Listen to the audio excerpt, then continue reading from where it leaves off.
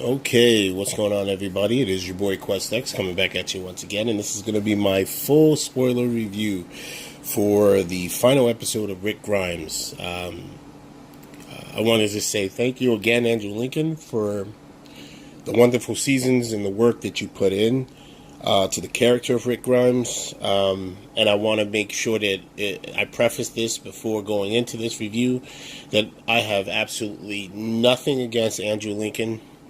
I watched The Talking Dead. It further infuriated me. I was thoroughly disappointed with this episode. It had its points where it was trying to be poignant. So let me just go right into it. So the episode opens up. Rick is the hurt. Rick is looking at season 1, episode 1. Rick in the hospital. And they're having a bit of dialogue, and basically the Rick who's laying down, the younger version of Rick, tells the injured Rick, who is from this season, basically he has to get up. He has to wake up. This will be something that will be a common theme throughout this episode, because each time Rick hallucinates, he encounters a specific point. I don't want to say a part, but specific situations he's encountered throughout the seasons of The Walking Dead. So we get a glimpse. One hallucination he glimpses and flashes back to the barn from season 2. We do get a bit of dialogue and a return of Herschel. And I'm going to talk about that too. I'm going to talk about the actors that came back and the actors and actresses that didn't show up. And I want to make sure that I say this. I understand, for financial reasons and so on and so forth. I felt Herschel I have no problem with. I have absolutely no problem with Herschel returning, giving the fatherly advice that he gives to Rick, and that he gave, throughout the entire series. My problem was how Sasha, right, was given this very biblical dialogue to have with Rick, basically saying it's okay to die because the living draw their strength from us. Essentially making it okay for him to give up and give in and die, because of the sacrifices that they made with their lives.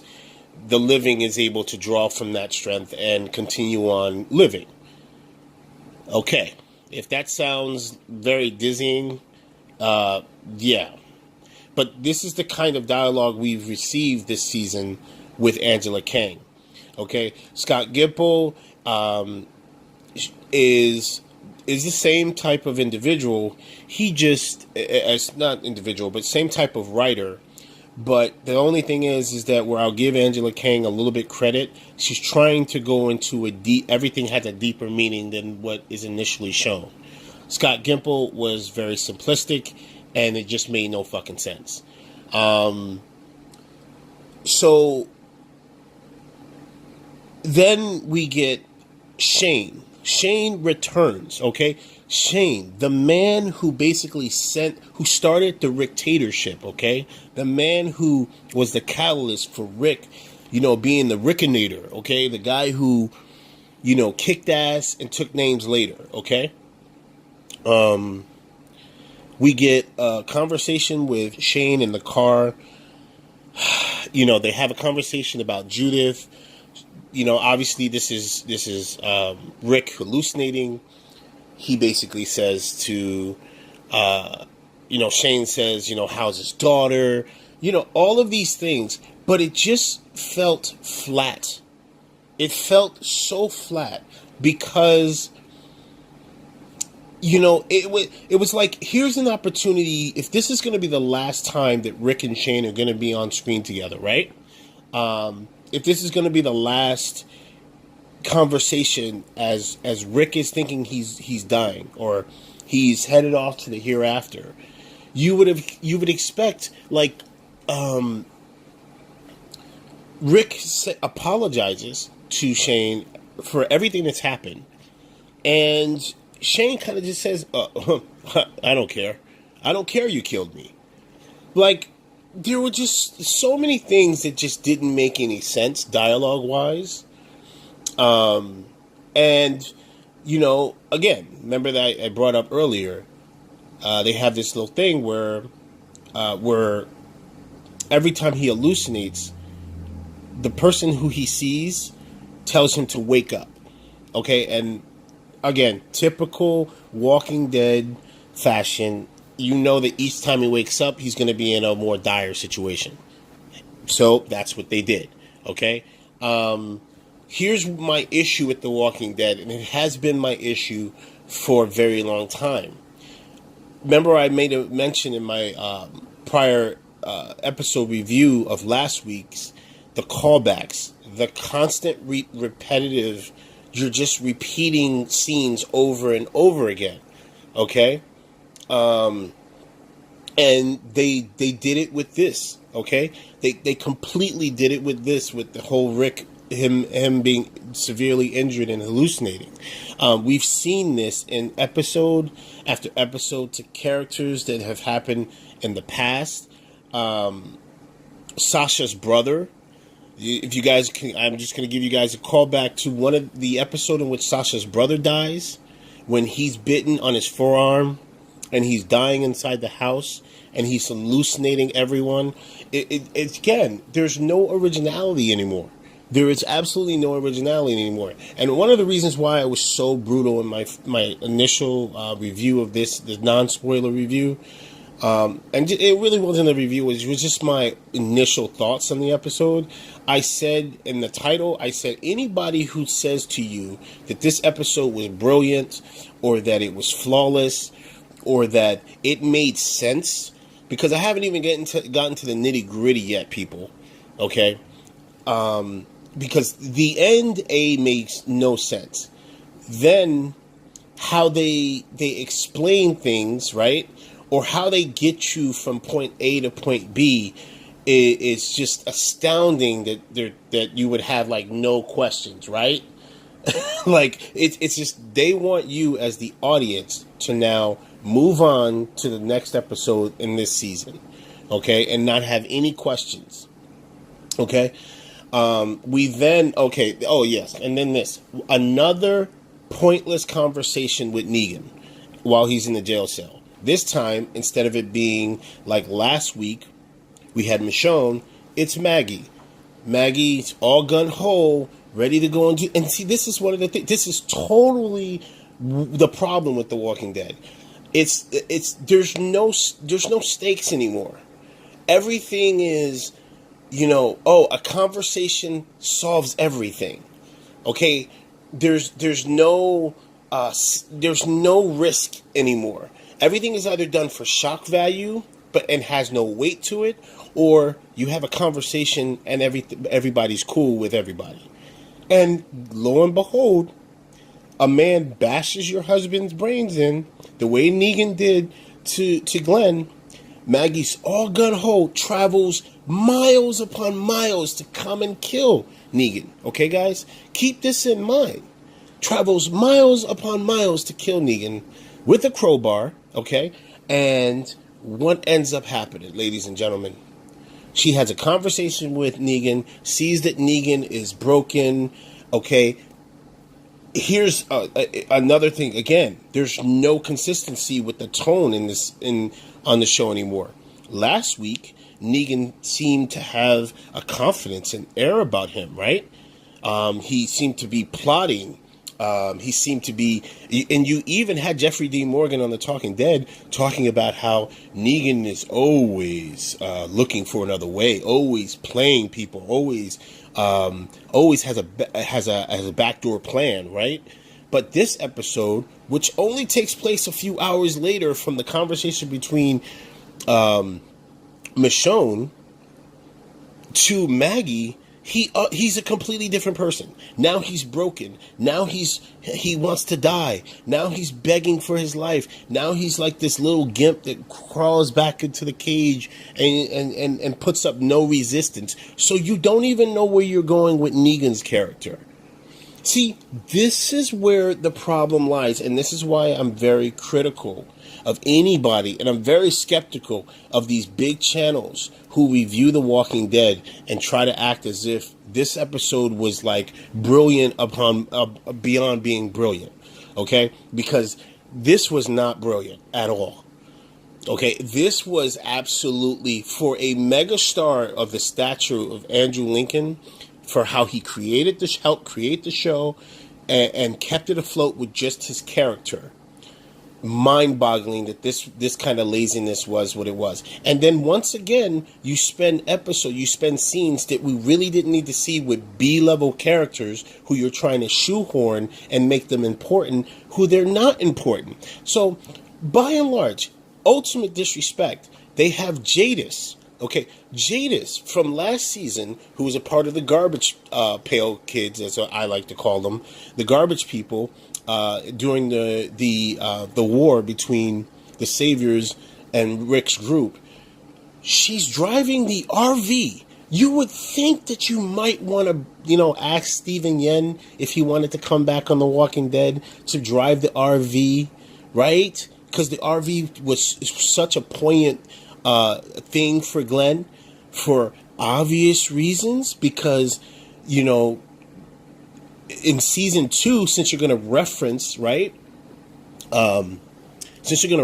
Herschel and go back to the farm, then you have Jadis driving the RV. Like, are you kidding me? This is what you're doing.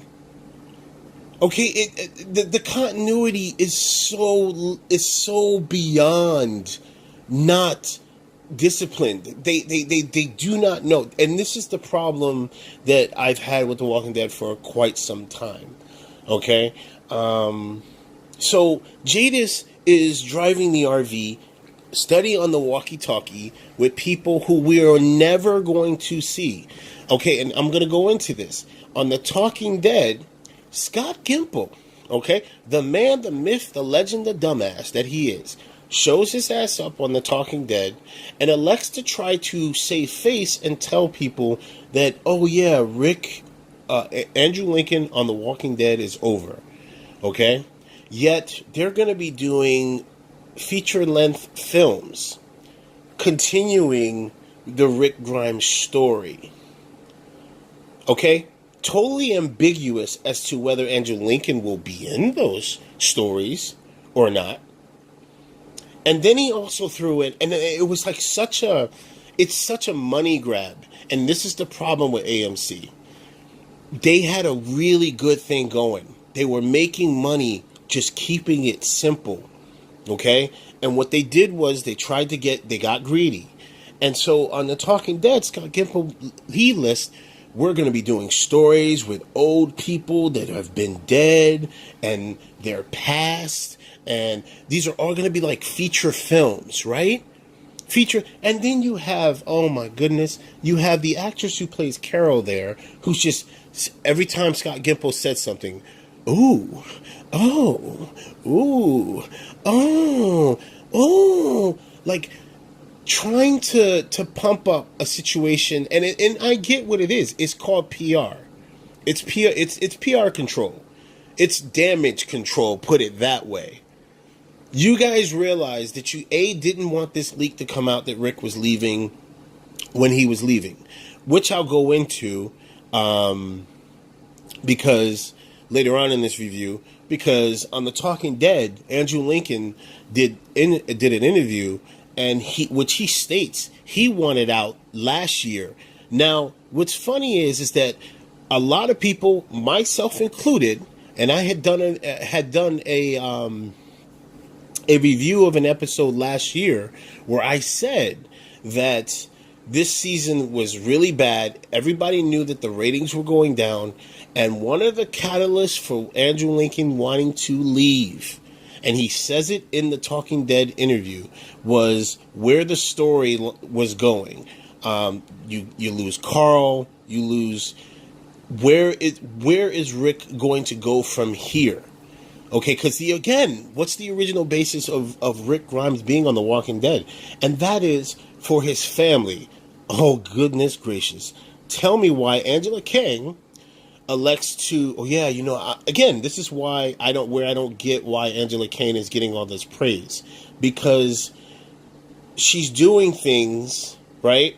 And she's trying to do her best impression of someone who is trying to fix something that is irreparably broken. She keeps making a reference as Rick is hallucinating, going in and out. He keeps having this thing. He's looking for his family. He's searching for his family, right?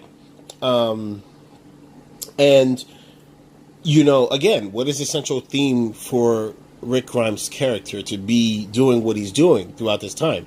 For Judith, it was for Carl. It was for Carl and Judith. Okay. His friends, and so on and so forth. But for the most part, his motivation for survival in this zombie apocalypse was Carl and Judith. Okay, they made a point to build that up. They made a point that was his motivations from day one. He would sacrifice anyone and everyone to save his son or his daughter. And that is it, okay? Nothing, like, there's no, you can't try to sugarcoat it or make an excuse or say, well, maybe, what he meant was from episode 1 was all the people he would encounter, those would be his family. Yeah, he has on several occasions mentioned that the group is family, but the central reason that Rick Grimes was who he was for his 2 children. Okay, you kill off one of his children, Carl, who was literally, now that we knew, when we found out in the other seasons that Rick knew that Judith wasn't his, so you kill off his primary motivation to live, to keep going, to keep pushing through. He doesn't have anything. He won't have anything left. And Andrew Lincoln made a point to bring that up on The Talking Dead.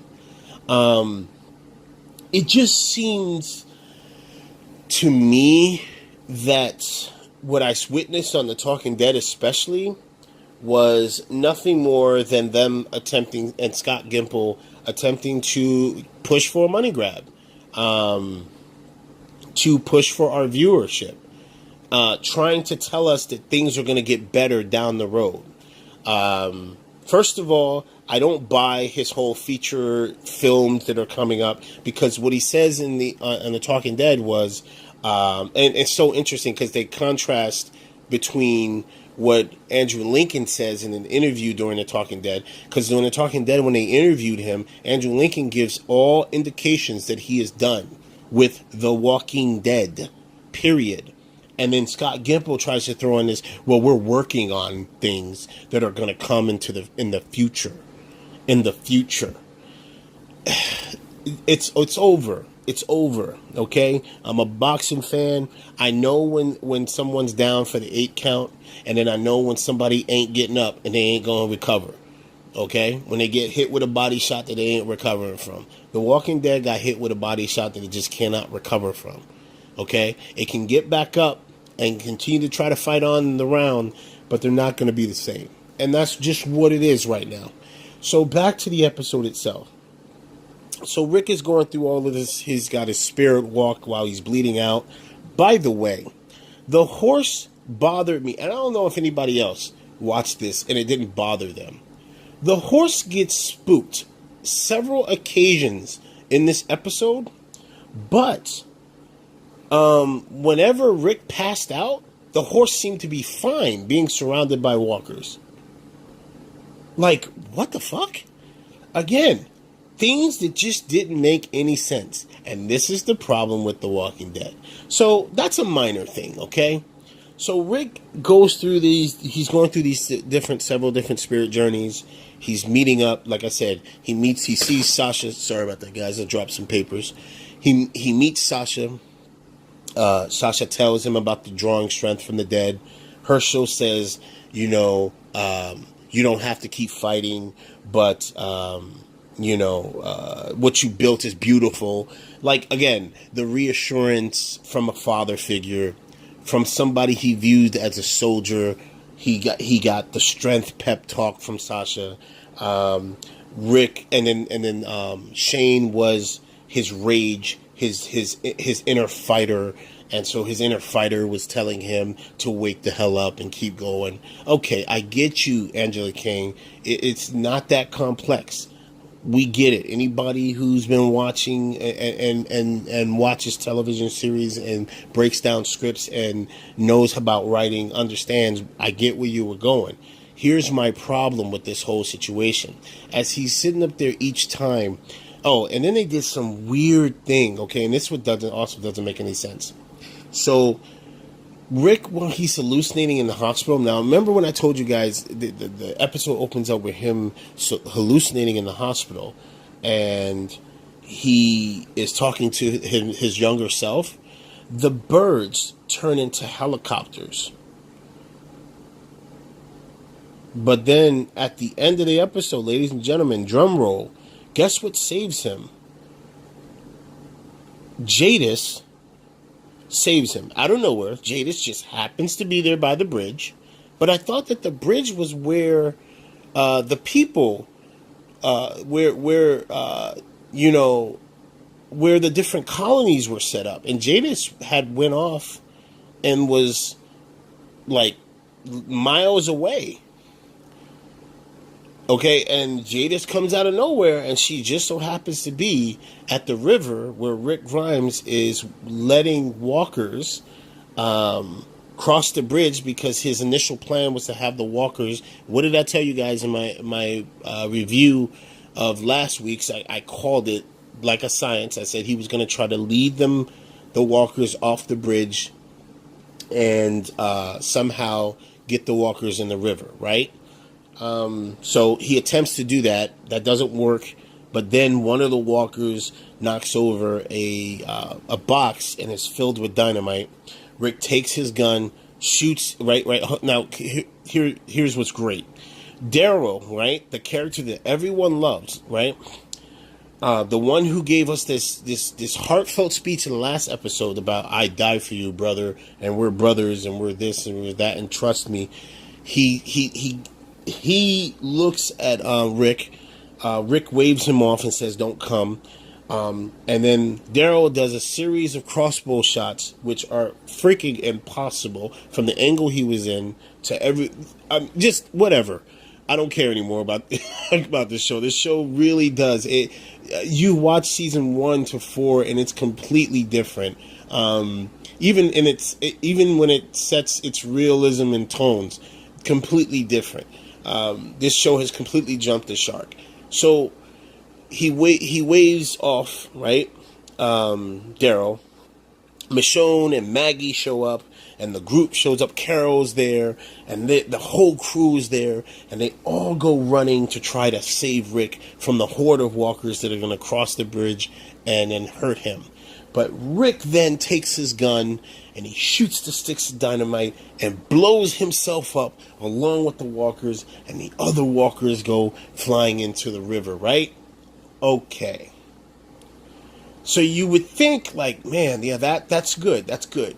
Oh, wait. Before I go into this final piece, they have a moment where Rick is on the bridge, and then he gets up, and then we see all of the crew, right? You see Daryl, you see Carol, you see Michonne, you see everybody running, Maggie, you see everybody running to protect Rick from the walkers, right? And so you're just like, oh man, they all arrived here. Michonne and him have this heartfelt conversation, and he goes, it feels like this the end, and then she's like, you don't die. And then she has a tear come down her eye, and then they kiss, and then boom, oh, psych, gotcha. No, it's not real. It's another hallucination. He gets up, and then we get to the part where I said he then shoots the stick of dynamite, blows the bridge up along with himself. They have this really long montage of the crew running through the bushes to get to Rick. We know they're not going to get there in time. The music, the music the score starts to play. It's this emotional music. Like I said, blows up the bridge, and the bridge is on fire, right? Holy crap. Here, you guys ready for this ending? Rick isn't dead. No, he's not dead.